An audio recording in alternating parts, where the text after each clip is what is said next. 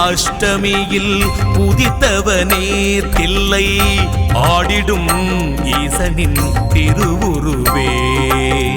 நாய்தனை வாகனமாய் படித்தவனே உன்னை நாடிடும் பக்தரை காப்பவனே. தேங்காயில் தீபமிட்டு உனை தொழுதோம் வரும் தீமையை நீ சுட தாழ்பணிந்தோம். நீங்காத நிம்மதியும் நிறை பொருளும் தந்து நோயில்லா வாழ்வையும் வேண்டி நின்றோம். எதிரிகள் பயமில்லையே, சனி தரும் துயரில்லையே.